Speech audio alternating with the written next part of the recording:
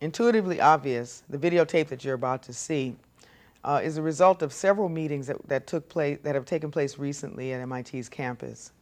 Although a few administrators were present, the vast majority of people present in these meetings were students, and this is really their project. It's something that they want to see done.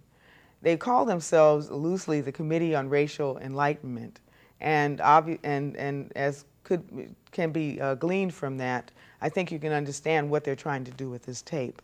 The footage that you're going to see is a rough cut that is taken from several hours of video that have been taken in the last week of that were taken in the last week of April and the beginning of May.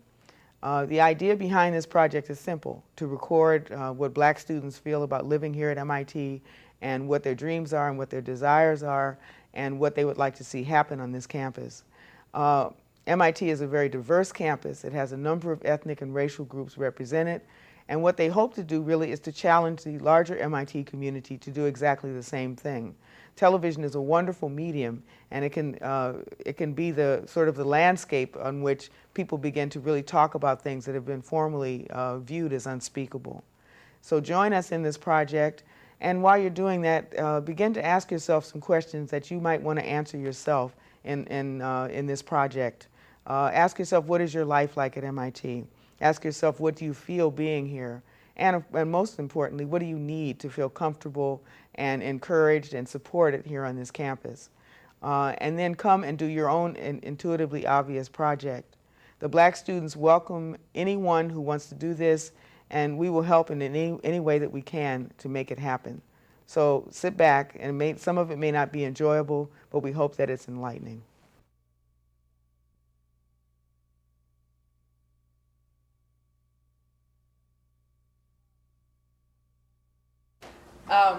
A couple of months ago, Clarence Williams, who is the Special Assistant to the President and the Equal Opportunity Officer here at MIT, was given some funding to do a video project that basically was going to be centered around issues that had come up in a seminar that he teaches entitled Bridging the Gap Between Racial and Cultural Diversity.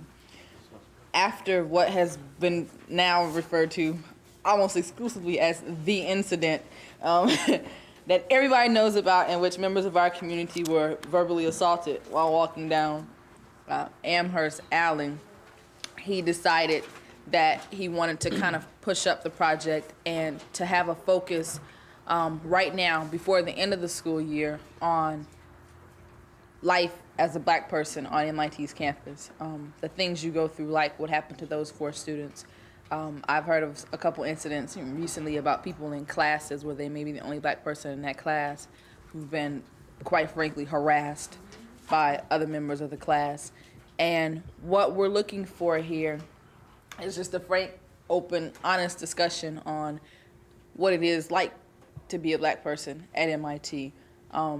What's it like when you read articles in the tech that people write saying that they resent the fact that you're a Black person and you're at MIT only because of affirmative action, and they're a straight white American male who's quickly becoming a minority, and they've had to work and whatever, et cetera, et cetera. All that nonsense.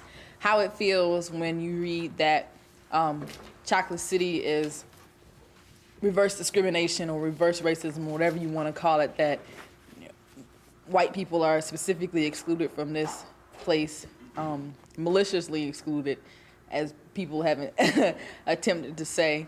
How it feels for you to be a minority on this campus. A lot of people don't like that term, but in terms of strict numbers, we are minorities on this campus. There aren't many more than 250 of us out of 4,500 or so undergrads. So it's an issue.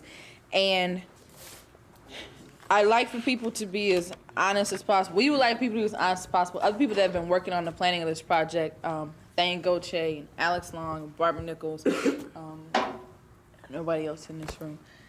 And there are going to be 2 other discussions as well, one tomorrow at the senior dinner and one Sunday at the BSU meeting. But the results of this tapings will be a television production that's going to be on MIT cable before the end of this term, and that will be re-aired in the fall as part of a longer in-depth series on minority life at MIT. And the title of the production is "It's Intuitively Obvious." So that should spark some response from the community as it is. And I just want to go over briefly some of the things that actually I think I may have covered them all, but a few of the things that we wanted to be brought out in terms of your impressions and your experiences here are basically specifically what are the specific racist incidents that you've experienced personally or that you know have happened to other members of our community. How do you feel about the lack of an adequate number, what I think anyway is an adequate number of black people on this campus in all facets, meaning black students, black faculty, graduate students, TAs. People have mentioned that it's a problem when there are no TAs in their class that are black, and this is a very large class, and you have to work closely with these people. One of the problems that I face coming here, in general, is it seems that people have a lowered expectation of the ability of blacks and other minorities to do the job. And so you have TAs and graduate students who will frequently tell you that, if you're getting a C or a C plus, that you're doing well, that you're doing fine if you're like in the low B range. And even if your personal expectations may be greater, like if you're thinking, I can get an A in this class if I just pull it up, you'll have a TA or something who's very much satisfied to see you get like a low B or a high C. And generally, it just seems, I've had this happen in particular, with one TA who won't be named, but he know who he is. And I know who he is too. So, they tend to act surprised and shocked that like you can actually get A's and B's at MIT. And, this seems to add to the general perception of the community that the blacks here are here only because, expectations have been lowered and just to accommodate affirmative action or to, for some appearance of diversity. And, in general, if that were true, I think a lot more black people would be here. So, that's about all I got to say. Yeah, I think one of the things, like last year I had a specific incident like that. One of my TAs, I went to him after my final grade was in, and I went and asked him, how can you justify giving me a B in this class? I went down it, went through every grade with him. He said, yeah, you're right. What was I doing? I said, well, are you going to change this? And, he was like, well, it's really a lot of trouble. We have to go all the way down to the office, which was about right down the hallway. And, he was like, well, how important is the A to you? And, I have to wonder if he'd be asking me that if I wasn't black. I don't think it's that much of a burden on him to walk down the hall when he knows when he admitted he made a blatant mistake on my grade. And, I don't think he would have asked me that question if I wasn't black. And the TAs just don't seem to expect us to either A, have the desire to get an A or the ability to get an A here. People seem to always think that, okay, if I do, if I don't do so well on the test, that I'm automatically going to try to look at my TA or my professor and claim racism. I'm not, I don't think anybody in this room is trying to do that. If you mess up on the test, first I look within myself and see, what could I have done better to perform better on that test. What made me, do the things that I did on this exam or this paper or whatever. And I think the perception a lot of the time is that with black people or minority people, automatically the first thing you look to cry in any sort of crisis situation is, oh, that's racism, oh, that's unfair, I'm being treated differently.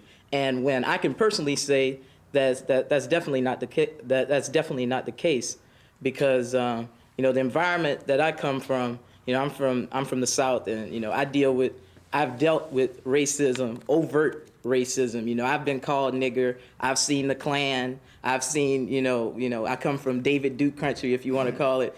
And it's like, when I came up to MIT, I expected things to be different, and they are very different, aside from the incident that happened recently, I'd never heard of anyone being, shouted at, called nigger, called this before.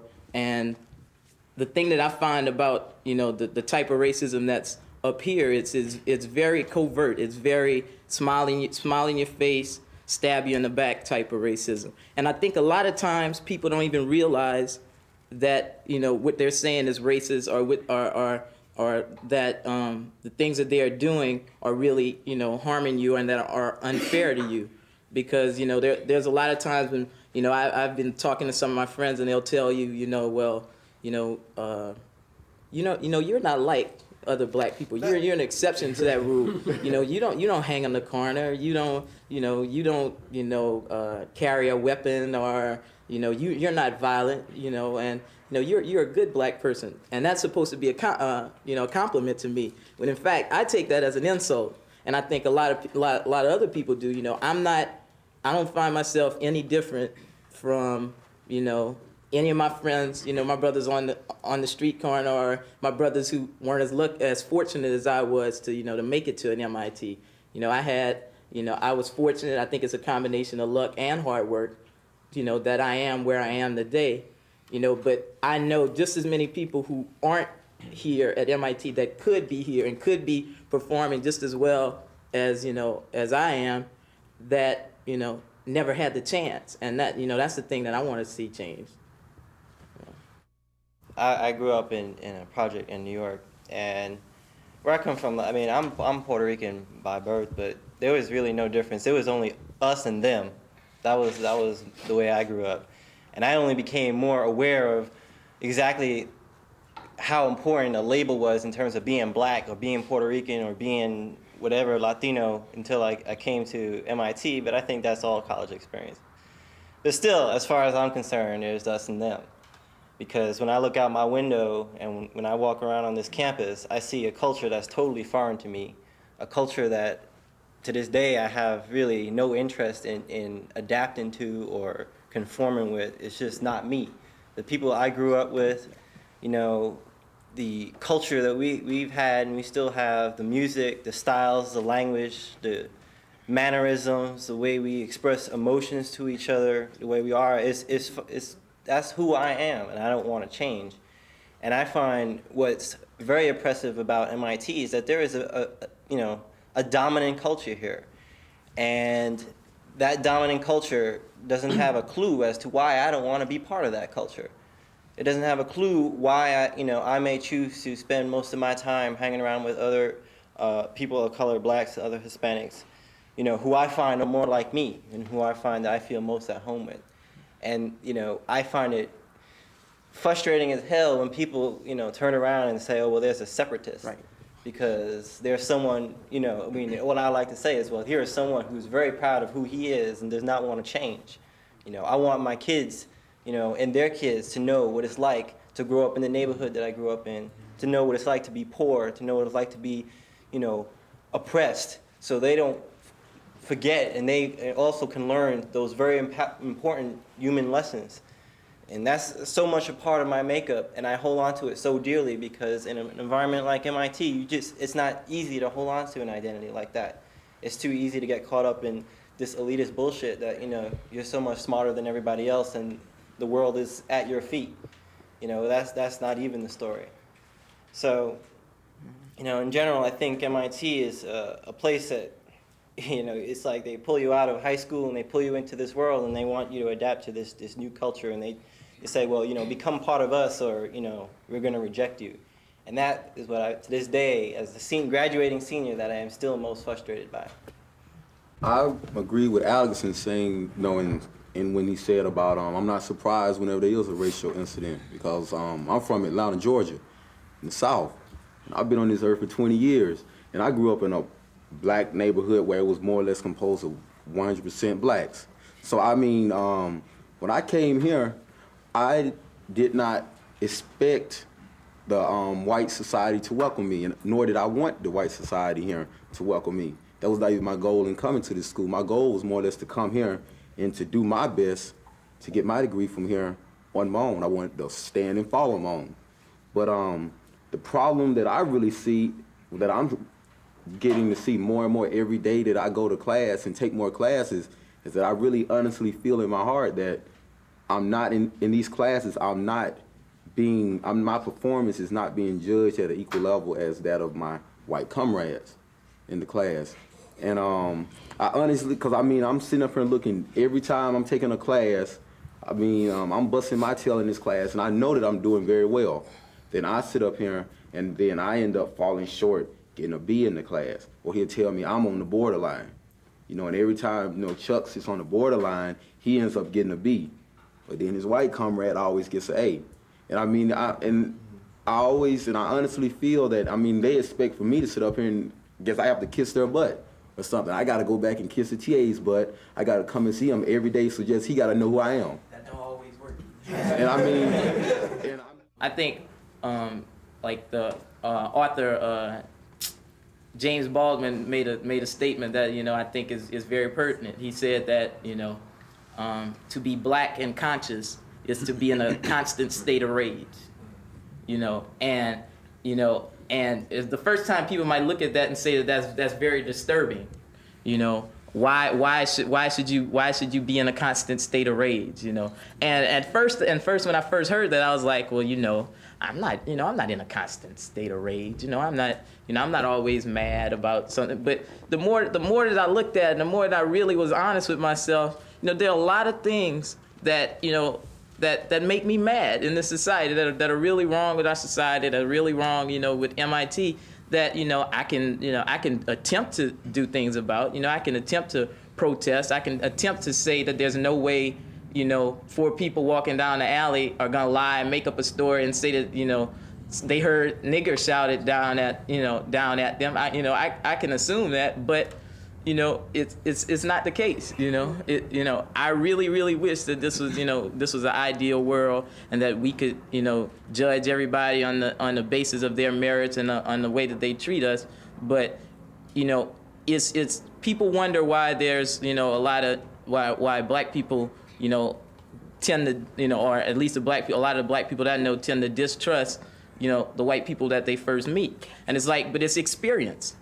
I try, when I went to a predominantly white high school, and I tried, I thought I was accepted by my friends.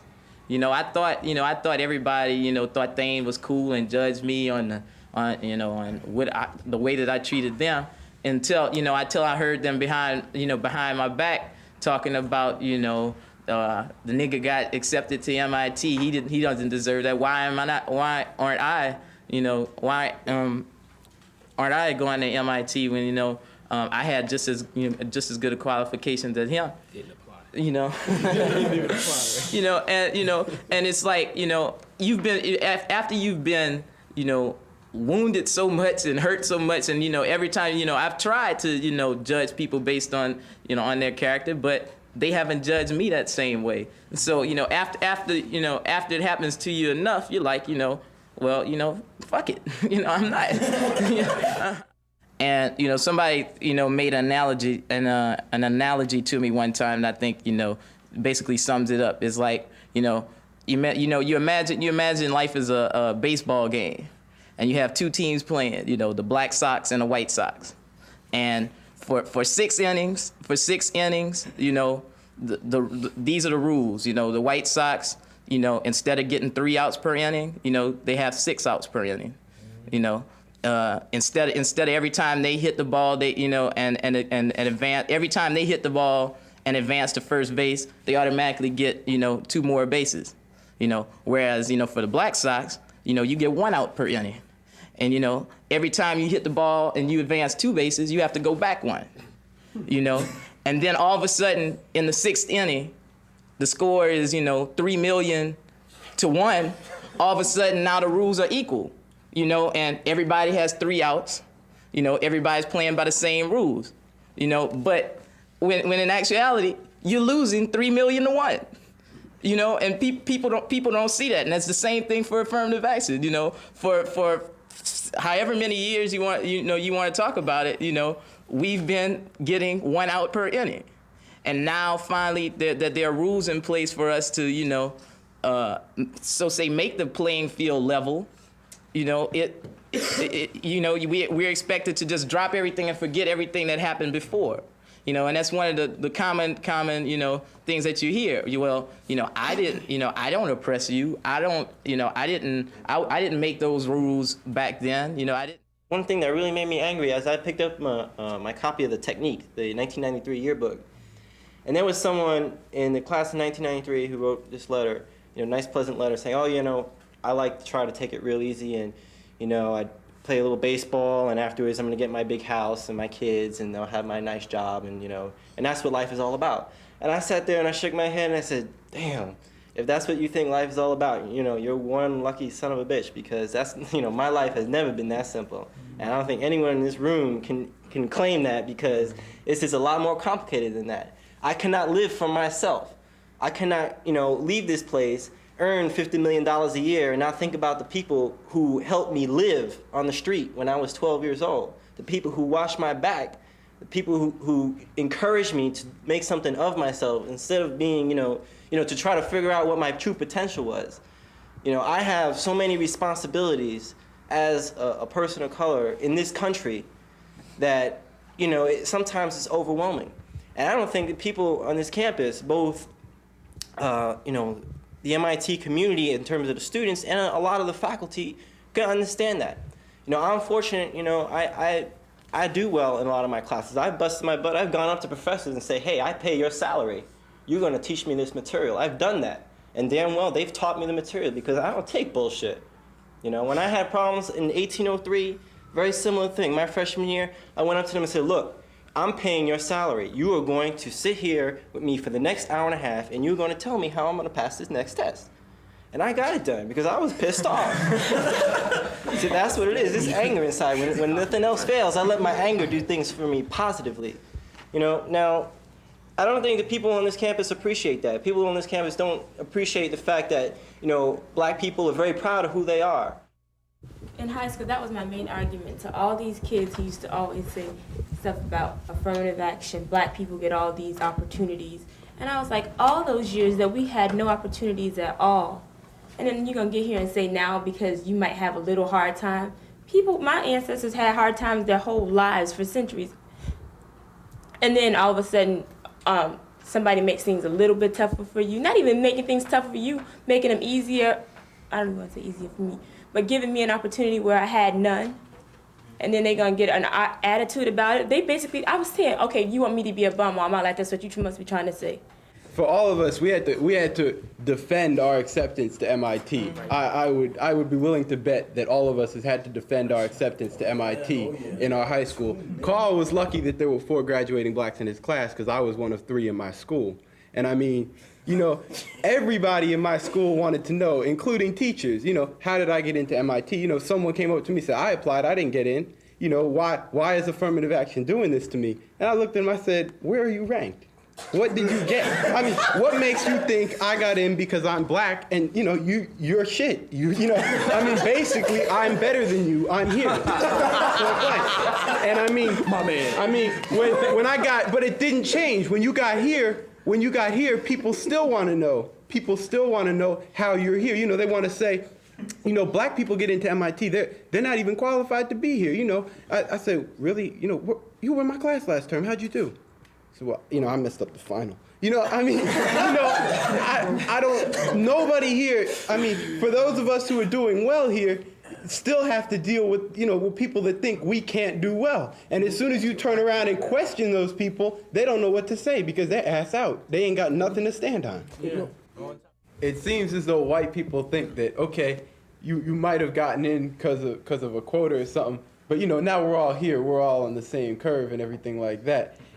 For me, after I come home from a class, I'm not necessarily going to sleep or going to drink a beer or going to a club or something, going to listen to some music for the rest of the night. White people on this campus don't realize that the fact that we got in is an accomplishment, and the fact that we're still here is even more of an accomplishment because of the crap we have to put up with here every day.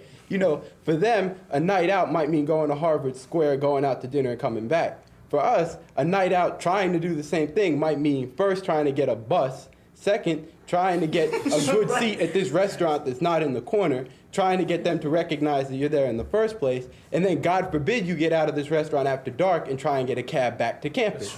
I've walked back from campus from Harvard Square before because the cab wouldn't stop in the rain for a group of 2 brothers and 4 sisters. You know, it just doesn't work, and white people don't seem to realize that it's a lot more crap that we have to put up with here on this campus that they don't have to deal with.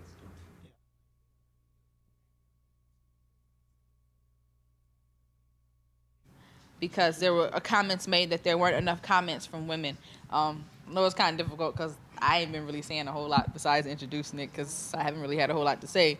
But this is the last opportunity we have for the filming to really say whatever is on your mind. I also want to make a personal appeal to people to give personal experiences. I know that there are a lot of, especially our men on campus, who've had run-ins with different people. You know, Garvin talked about running across the field and people asking him if he was from a physical plant to cut on the lights or whatever. Just little things like that we know happen because we're black people. So it's open now. Anybody who wants to begin the discussion to say whatever is on your mind. On your mind Sunday. I'm not really sure about what the problem is with the racism on the campus. I have an idea that some people are just misinformed about what the black community is all about, and I guess some people are just afraid of what the black community has to say. Even though our messages are strong, our messages speak the truth, there are going to be some groups out there who are going to twist our words around or say whatever they want in order to put our community down. But and that's another challenge for the black community in order to try to step over that obstacle in order to make our messages heard. And I think if the black community, and I know that the black community can and are willing to put forth the effort in order to make our voice heard, not only here at MIT, but outside MIT as well.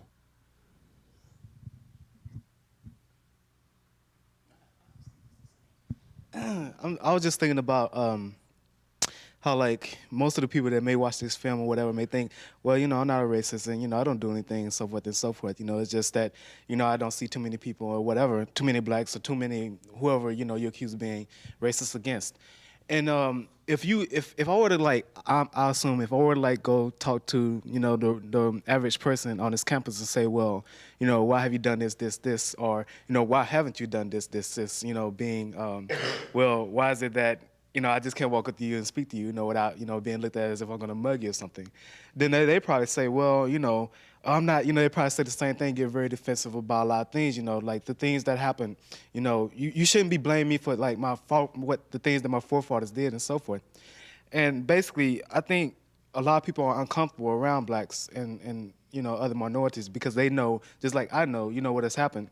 And they feel like, well, they're being blamed for something that they haven't done, but in the act of doing that, of being defensive, they're perpetrating the same crime in a sense. It's different, but it's the same crime that has been going on for, like, forever. So if you really want to be, open-hearted and so forth, everyone, then, just treat people like they're people and start trying to cover up for what people have done and just accept it, So anyway.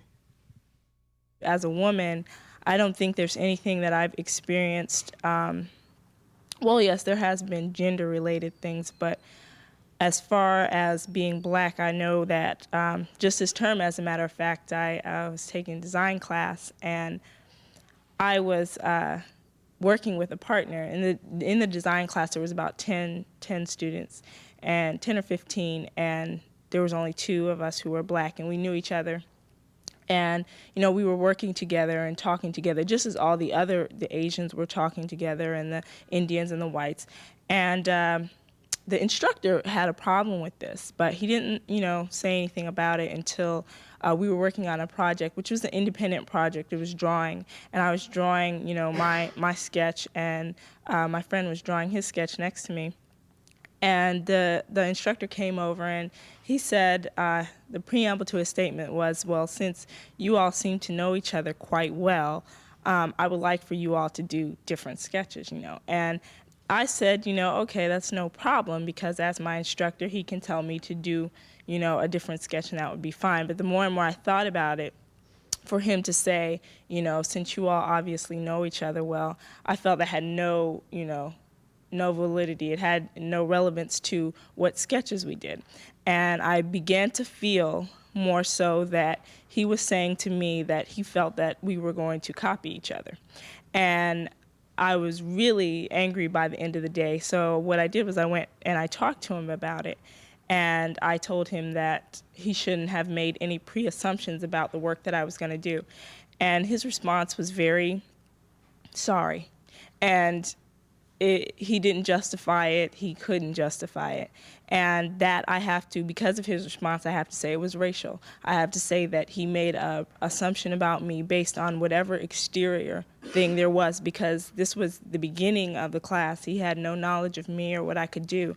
And it's things like this that you have to deal with that make you think about what type of relationship that blacks and whites and Hispanics can have on this campus. I say that it's my personal opinion that we can't have any type of positive relationship until we start acknowledging the racism that we do have within ourselves. What personal stereotypes you have about people. And my biggest problem with it is that he was not willing to admit it. I would have respected him a lot more if he said, I thought that you were going to cheat. And he couldn't do that. So I say, to people who act in this manner, who have stereotypes about people, and he's in a position of power over my grade, and I take that position very seriously. I would say, if you're going to be racist and you want to hold true to your stereotypes that you have about other groups of people, that's fine. But at least have the courage and the respect for me to say that's why I did it. And then I can deal with you on that level.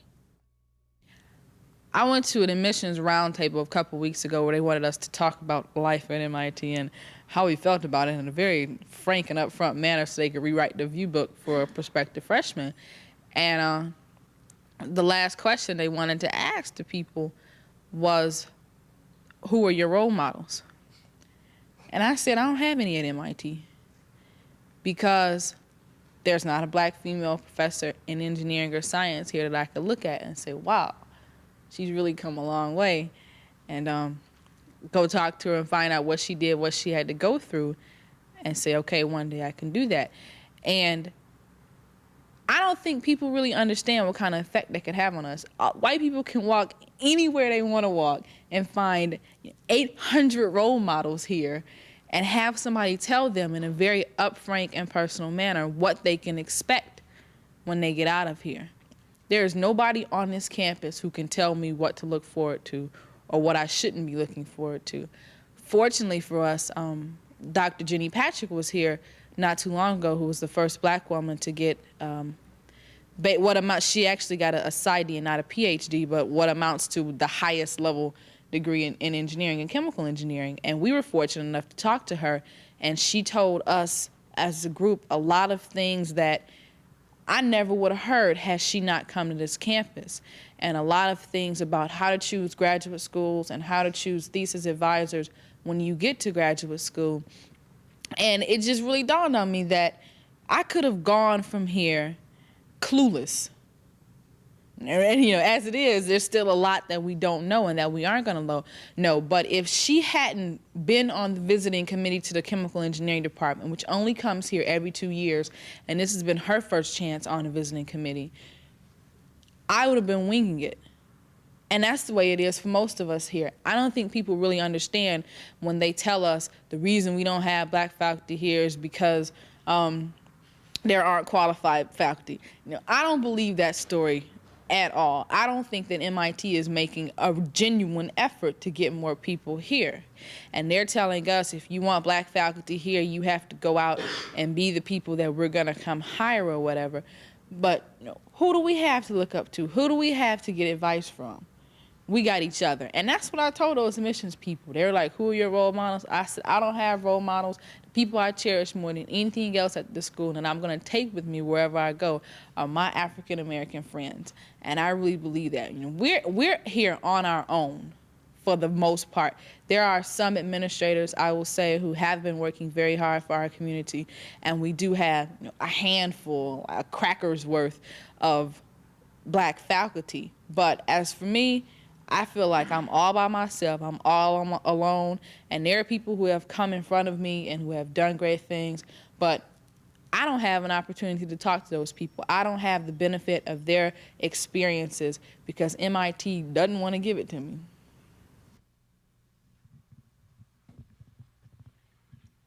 I want to comment some more on what Chris said. I have been like now considering for about the past year and a half or two getting me a PhD, and I really want to pursue one, but it hasn't been more or less because because of being here, or because of the faculty. It's been more or less just something I wanted to do because I wanted to put back into my black community back home, and I honestly feel, they tell me, well, you ought to go to school, get a PhD, and come back here and be a professor. But I believe based on the way this nation has been and their leaders and the people here, that you don't live up to your word. And I believe if I did it, you have another excuse for me when I actually came back with a PhD. Because I just find it hard to believe that a school of this caliber cannot find any black professors. Because I feel it's ridiculous that I've sat up here now for like two years now, and I've only had one black professor, and then that was in a humanities class, and this is an engineering and science school. And I just, after being here, I could not even see myself probably coming back here and being a professor here because the environment just, to me, it does not nurture me being here. I don't see nothing I could really provide to a student body here as being a professor. I just want to say, like, the racial climate here is bad, and one of the first indications that, I never really thought about it before when I first got here, but like a real indication of how bad your time is going to be is like when you first come up here and, you turn on your radio and you're looking for a black radio station, and you keep on turning, you check FM and you don't find anything. So you go to FM, okay, you find something, and what happens? It goes off when the light, sundown goes off, so does the radio station. That's the key right there. You're going to have a bad time here. That's like the symbol. And, am I right, though? Yeah. Yeah. I mean, it's just bullshit, basically. And, I mean, it really is. But another thing I find is that, me being a black female, all the people who teach me are white male professors, and they're usually in their 40s and above. So, I mean, they're old school, clearly. And they can't relate to me. There's no way. I mean, it's like a white-black thing. It's a vagina thing. There's like no way in the world these people can sit there and try and feel what I feel and know what I'm going through. And basically, what I have to do is just suck it up. You just had to suck it up. Every time your professor says something stupid to you, got to suck it up.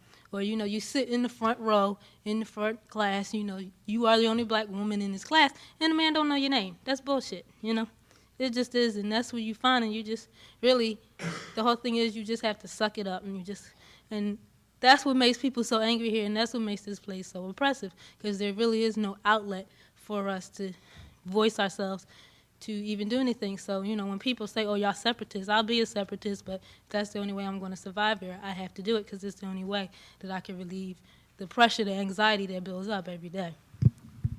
Sometimes when I come to Walker Memorial to eat lunch and I'll meet some of my friends online, not my black friends, but like my Asian friends or white friends, and I would tell them, why don't you come to BSU Lounge and everything? Or sometimes when I'm walking through Walker Memorial with my plate in my hand, I see one of my friends, non-black friends, sitting down at a table by themselves. I say, yo, come to the BSU Lounge, we have music and everything, and the common response I hear from, practically 100% of the time, I always hear, I don't know anybody in there, my first response to them is like, well, as if you know everybody here, right? And then I'm saying, and it hurts me for them not to be able to tell me the truth because they're really uncomfortable with sitting with black people. I mean, they should realize that I'm not stupid. I know what's going on,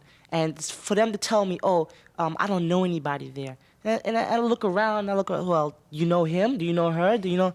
It's very disturbing to me, and it's one of those things that you just have to deal with.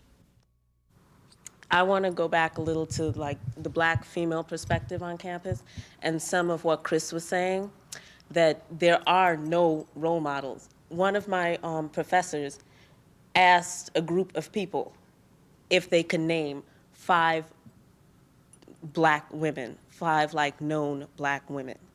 The names that came out were like Oprah Winfrey, Cleopatra. I mean, like, there are no black women as role models. And that is just one thing that I found pretty hard. I mean, like, you can go to a black man for some help, but he won't, in essence, understand everything because there is still that gender gap. Besides the people, I haven't really cared too much for my MIT experience because I don't feel I've been encouraged to do anything except be average at best. Like, before I got the advisor in course 10 I had this year, my freshman advisor was like, well, you can always go 10C, which is an unaccredited Chem E degree. So I think that, well, basically I feel psyched out, and I feel if I was basically any place else, I'd probably be on my way to being a successful chemical engineer. And also, I graduated 3rd in my class, and something a teacher said to me was like, C's earn degrees. And I'm sure he didn't say to our valedictorian, C's earn degrees. So if this comes out, maybe it'll find its way on, I don't know, public television. I like to say to future black college students, don't let them tell you, it's okay to be average in college, or it's okay just to work for somebody. I mean, you should really go to college like your race depends on it and how you do, I think. Most people here are going to get the degree and get out because Boston, MIT, has nothing for black people. Boston is really just a city it's a colonial city founded by white people who came over here and brought black people with them to build a city.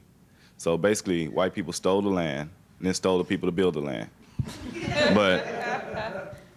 And going back to the issue of being separatists, I don't consider myself a separatist because to me a separatist is someone who will not accept you or is just not open to suggestions, basically, not open to other people. I'm open to, like, if a white person came up to me and wanted to be my friend, I'd be like, cool, I made a friend. But I don't have the time to go out, because there's trillions of white people out here that I could find myself being friends with. If I see a black person I don't know, and I see a white person I don't know, more than likely I'll go up to that black person and try to be friends with them, because if I tried to make friends with one white person, why wouldn't I try to make friends with all if I don't know them, they're all the same to me. But if I see a black person I don't know, I'd be 1,000 times more likely to go up and talk to them just because it's somebody I don't know, somebody I know I have at least one thing in common with, someone I feel like it'd be effort spent better if I would just try and be friends with them. Like as far as like interphase, and we wish we didn't have to go through that. I mean, because if we didn't have to have interphase, that meant that everybody was equal, and so therefore it's just something that has to be done. But I've spoken with like some white people before. Yeah, I do talk to them on occasion, and they were coming out the angle that we're special being like the only black student in the class because the professor notices you. As far as they're just general white people and they come in and they never get noticed. Well, I guess in a way you can use it to your advantage. I mean, when you have a question, the professor is going to know who asked it, but at the same time, it also works to your disadvantage. 6 people in the class are asleep, but they'll remember you're the one that was asleep. I mean, half the class comes in late, they'll remember you're the one that came in late. I mean, and it's just all the little silly things like that you're always going to be the one that sticks out. And, every once in a while, it might be nice just to be just one person in the crowd instead of someone that's always sticking out, getting the special treatment. Yeah, I think when white people say things like this, they only look at like half of the picture, because, yeah, you can look at the OME and say, oh, it's nice to have an Office of Minority Education. But then you have to look at, how black people are seen on campus. You know, you walk into place, you talk to a professor, you know, asks as though, why are you talking to me? Well, if you ask a question, you know, you're made to seem like dumb, whereas, you know, if someone else asks a question, it'll be like, oh, good question. And, you know, it's things like that, like not being called on as frequently in class and things like that that are just, you know, little things that you know, just get on your nerves. It's also like you feel a burden, like, as you walk through campus and as you study, because it's like if a black person fails here, then it's like, oh, black people can't make it here. You know, if a white person, there are plenty of white people who fell out of here all the time, you know, and take extra terms and do all like, and do things that, you know, are common, because MIT is a hard place. Yet people automatically assume, well, if you're white and you got in here, well, you had to be good, but, you know, if you're black, well, you had to be good, but you only had to be better than the other black people that were applying, which, you know, isn't as high as, you know, what white people were, which is like ridiculous. You know, they're valedictorians, you know, here from like schools that had, you know, white, Asian, whatever kind of people here. And you know, it's just stereotypes that people still fall into. And it kind of gets on my nerves, because people look at an Asian person and say, oh, you know, an Asian person must be smart, you know, that they're a disciplined culture and, you know, blah, blah, blah. You have some Asian people here who, like, you know, fell out, don't know jack, you know, just like there are people from all other races. And I'm like, you know, don't look at the stereotypes, look at the individuals. And that's, you know, what I would like people to do. Well, to me, it feels like a burden in some way, knowing that I'm one of, like, compose like 10% of the black women in my freshman class. And although I haven't experienced many of the other things that the other upperclassmen are talking about, just like when I tell people I go to MIT, then they're like, oh, what do your parents do? Oh, they must be really smart. And they just go on and on asking me what kind of grades I'm getting and how am I doing, as if I shouldn't be able, first of all, why am I at MIT being a black female, and how could I be doing well? And then also, it also hurts me just looking at my sisters when I go back home to Atlanta and just seeing how a lot of them are living in ignorance. They're not trying to improve themselves, when so much of us have potential, just like any other student at this campus. But I think a lot of people don't realize that we have just as much potential as anyone else. It's just a lot of people are confused and can't try to realize that potential by doing their best in school or whatever. I think a lot of the white students that come here, they kind of assume that everyone at MIT has like the same experience here. And I mean, it's very untrue, because like when I'm walking around campus as a black person, I mean, when people look at me, they don't assume that I'm an MIT student. Whereas like when white people walk around campus here, people are like, oh yeah, you know, that's probably an MIT student. So when people see you, they don't even think you belong here from the start. You know, they just think you're just some random person walking around. And that's exactly the way, you know, they treat you. And it's a lot of little things that happen, like, you know, you go into the gym and they don't check everybody's ID, but then they follow you around.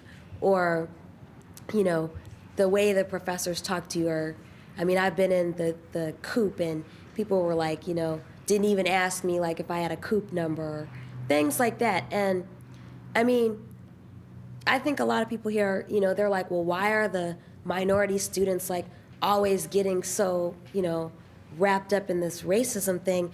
And I think that it's because so many little things happen to you that, like, I'm at the point now where, like, if someone jumps in an elevator and hurries up and closes the door before I can get in, like, are they doing that because they don't want to get in an elevator with me, or because they're in a hurry? And I can't distinguish between things like that.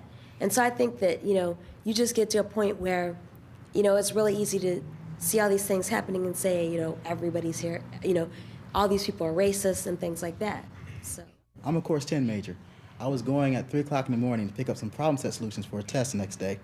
I had on an MIT sweatshirt and a backpack, and was stopped by a campus police officer who asked me what I was doing there and asked me to present ID to prove I was an MIT student. And I was just wondering, since when did MIT sweatshirts and backpacks constitute as gang paraphernalia? I never thought, you know, I was a blood or a crip because I had a backpack and a sweatshirt. And I sat down and looked at that guy, And I presented my ID because I didn't want to be jacked up on the 3rd floor like I got jacked up in L.A. as a freshman on an internship. Yes, I got arrested in L.A. for grand theft auto, working for Hughes Aircraft, wearing a suit, no doubt. So to me, I have a lot of contempt for people in badges. I'm sorry. It's a feeling I have, and I will never get rid of it. I don't like being frisked. I don't like being stopped. And now when people ask me, what are you doing, whatever, I just keep on walking. I don't stop anymore. If you're going to shoot me in my back. I'm going to keep going. Every day, I go eat at the same restaurant every day. And in order to get a 15% discount, you have to show them your MIT ID. So at least a month or two had gone by. And then one day, the guy who waits on me every day is talking about, do you go to Wellesley? And I'm like, no, I go to MIT. You know, I showed him my ID again. And he's like, well, I thought I saw you over there last week. And I'm like, no, there's an MIT ID. And he was like, well, I know it's MIT's sister school, so I thought that maybe you went there. And I'm like, I mean, why is it so hard to believe that a black female has some amount of intelligence and can go to MIT? That's all I want to know. A big problem with this whole thing that happens is that the white people that do this don't realize it's wrong. It's not that they know, not all of them. It's not that they even know that they're being racist. They see you as an actual threat. They see you as somebody being dangerous, and they just can't separate the black danger thing, and that's something that's really irritating. I mean, don't group any group of people together. Not all of us are like that by any means. I mean, it's ridiculous to think that a whole group of people can be such a way. I mean, it's sort of ignorant. Just in terms of talking about how people see you, I went to a pre-med meeting. They had a spokesman for the MIT and Harvard medical program there, and I was talking to, he invited questions about specific career goals that people had. And, people presented their ideas, and he was telling them what they could do to, further pursue their careers. And I asked him about, cancer research and, just making the public more aware about cancer and stuff like that, because that's my life, that's my career goal. And he told me that I shouldn't worry about doing that. I should go back to my community and maybe set up a little health center somewhere, and and then he just completely ignored me after that, And the thing that really hurt me is that he just kind of said, okay, here's a black female, she can't have any outside interest besides doing what I think the majority of black people who achieve something do, which is like go back to their community and set up a health center or whatever, And the thing is that people don't. If he has that attitude and he's in such a position of power, it sort of shows you how limited your opportunities are compared to other students here, in terms of if he's not willing to help me, he's willing to help me in terms of what he thinks I should be doing, and other students can get the stuff they want and I can't.